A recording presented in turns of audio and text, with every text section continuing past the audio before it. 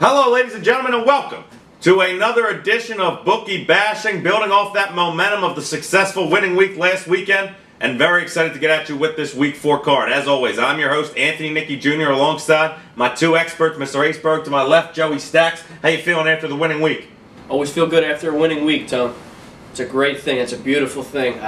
Get used to a lot more of that winning weeks here at BookieBashingATS.com because a lot more are coming their way. Absolutely. We got a nice little free pick winner out of the AFC North this Thursday night. Excited to get at that. Ace, how we doing after Sunday? Oh, we're doing great after Sunday. Like Joey said, how could you be bad after a winning weekend? And it was really great watching us get on a roll. It reminds us of last year, and we just went on a crazy hot streak around this time last year. Yeah, absolutely. Speaking of last year, at the exact same starting point that we were last year through 3 weeks. Of course, 8-7 overall. Not thrilled with it, but this thing is a marathon. It is not a sprint. Continue to ride with us throughout the entire year. Of course, last season hit just around 65% on the entire year. You start to build momentum as the season rolls, guys. Early on is the toughest part, but now the team's starting to establish who are the winners in the league, who are the losers, what teams are being depleted by injuries, etc., etc. We love this Week 4 card, folks. Make sure you get on board. We got some momentum building up. Following last week, our second winning week of the season through the 3 weeks,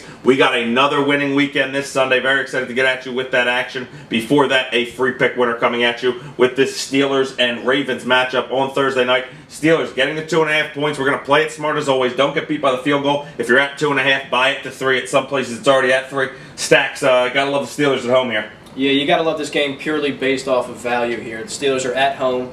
We're going to get 3 points. We're going to get a field goal against an 0-3 Baltimore Ravens team. I don't know. To me, that sounds like one of the highest scoring offenses in the league, you know, with one of the most prolific scorers, quarterbacks in the league, Michael Vick. Yeah, I know he's a little, you know, towards the back end of his career, but, you know, the guy can manage a football game. You're going to see him really letting Bell work that ball, really pound it out and open some things up for him, maybe even outside for if he still has the legs. I know he does.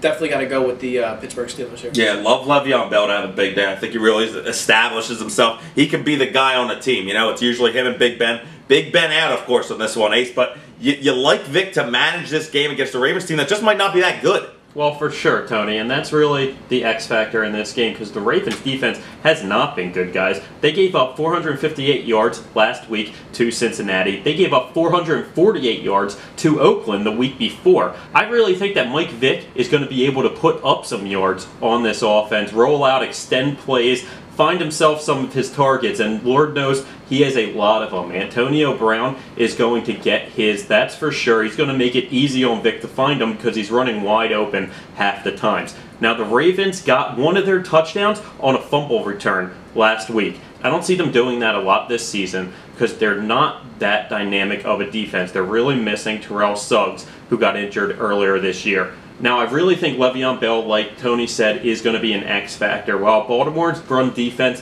is average, he is a force that cannot be stopped. Meanwhile, on the flip side, the Ravens have barely run the ball at all. Last week, they only rushed for 36 yards. Forsett is just nowhere to be found, and I think that's going to be an X factor, as they're going to have to pass the ball a lot, and I like the Steelers' defense to step up a bit at home. Yeah, big rivalry game here, and I think that's very important to look at. Here's a rivalry. 5 of their last 8 games have been settled by within a field goal. So I love the value of getting 3 at home in this game. Steelers team 6-2 against the spread in their last 8 home games. They've covered 7 of 8 games overall. Ravens, on the other hand, come in 2-6 against the spread in their last 8 games. I know it's not Big Ben at quarterback, but I think Michael Vick does what's necessary to manage this game, beat up on a Ravens team that's really just not that good this season. 0-3 already. They got 0-4, staring it straight in the face on a short week. They're 2-6 against the spread in their last 8 Thursday night games. It's not a good spot for these Ravens. They got to travel to Pittsburgh, only 3 days to prepare. Roll with the Steelers here. Take that field goal, 3 points. They're going to give us an outright winner, 23-20 on Thursday night. Very excited for this Week 4 card, folks. We've already been peeking at it a little bit.